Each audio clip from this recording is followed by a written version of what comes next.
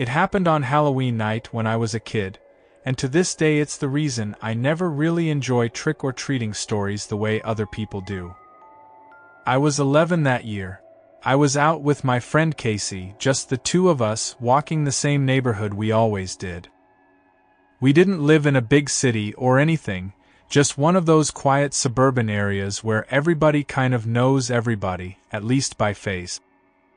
Jack-o'-lanterns on the porches, fake cobwebs in the bushes, kids in costumes running around with pillowcases and plastic pumpkin buckets. It was exactly what you'd imagine a normal Halloween to look like. There was this small wooden bridge we always crossed to get to the better houses. People on the other side of the little river gave out full-size candy bars. The river was shallow, and everyone called it Jack Winkle River for some reason. The bridge creaked when you walked across it, but it never felt unsafe.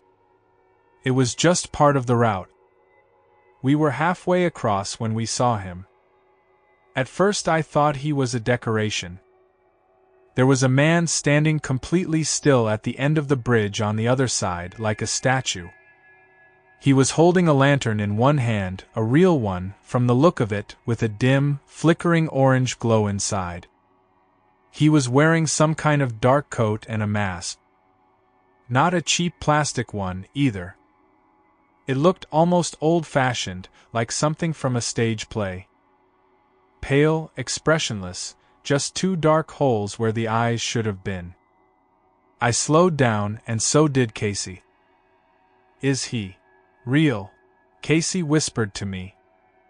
The closer we got, the more obvious it became that he was. I could see his breath fogging in the cold October air. He didn't say anything as we walked past him, just turned his whole upper body slowly like it was one solid piece, so that the blank mask was always facing us. The lantern light swung slightly with the motion, throwing warped shadows across the boards of the bridge. We both tried to laugh it off. "Nice costume," Casey muttered, not quite loud enough for the guy to clearly hear. I think he was hoping the man would say something normal back, like "Happy Halloween," and then it would all just feel like a regular interaction. But he didn't. He just stood there, still as a scarecrow, watching us walk by. We got to the next house, went up to the porch, rang the bell, said the usual trick or treat, and tried to forget about him. For a few minutes, it kind of worked. We hit 3 or 4 houses in a row and were comparing candy. I remember being annoyed that I'd already gotten 2 little bags of pretzels instead of chocolate. Then we saw him again. We were walking down the sidewalk when Casey nudged me hard with his elbow. "Dude," he whispered, "look." There he was, the same lantern, the same coat, the same mask. He was standing completely still beneath a tree across the street, the light from the lantern just barely outlining his shape. He was close enough now that I could see his head tilt ever so slightly when he noticed us looking at him. We hadn't seen him move there. No sound of footsteps, no creak of the bridge behind us. It was like he had just appeared. "Maybe he's just part of a haunted walk thing," I said, trying to convince myself as much as Casey. "Like, someone hired him to creep people out." "Yeah," Casey said, but his voice was tight. "Probably." We tried to ignore him again. More houses, more kids, more parents dragging toddlers in costumes up and down driveways. For a little while, we lost sight of the lantern man. Until the next street. We turned a corner, and there he was again, standing in the middle of a front yard this time, halfway hidden behind a tall plastic gravestone decoration. He was closer than before. Much closer. I could actually see the flicker of the lantern reflected in the black eye holes of his mask. "Okay, that's weird," I said under my breath. Casey said, "Why does he keep ending up in front of us? He was behind us on the bridge."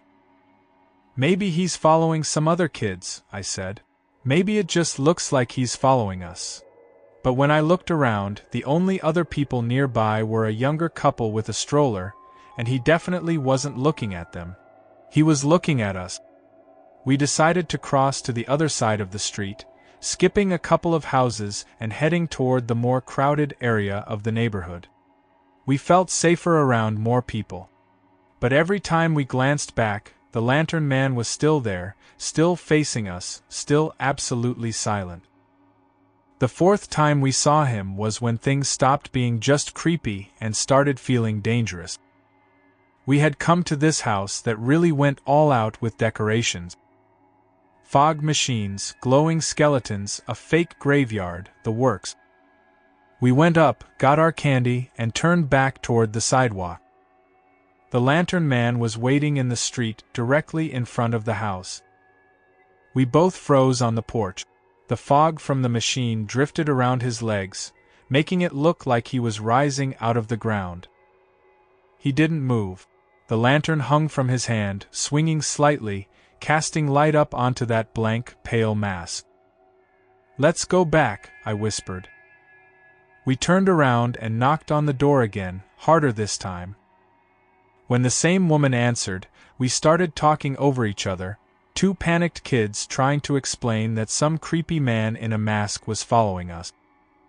She stepped out with us onto the porch and looked where we were pointing. He was still there, but as soon as he saw an adult had joined us, he took a step backward into the fog and shadows, then another, and then he turned and walked away down the street. The woman watched him go and frowned. "Stay here for a minute," she said. "If he comes back, I'm calling the police." We stayed on her porch, our candy bags at our feet, hearts pounding. After a couple of minutes, another adult, one of the family's friends, I guess, came out and told us he'd just seen a guy in a mask hiding behind a tree a few houses down, sort of waving at little kids to come over.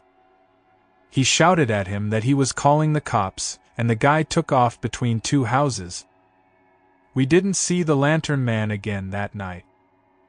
My mom came to pick us up instead of letting us walk home, and she was pretty scared when she heard about it. She told us to never go trick-or-treating alone again. I thought I'd forget about it eventually. I didn't. Years later, when I was older, I heard a rumor that a man had been arrested in a nearby town around that time for trying to lure kids into his van on Halloween. They never said if he had a mask or a lantern. I hope it was him. I hope he really was caught. But sometimes when I'm driving at night in late October, and I see someone standing completely still at the side of the road, holding anything in their hand, I get this flashback of that blank mask and that small, flickering light. And for a split second, I'm 11 again, staring back at the man with the lantern.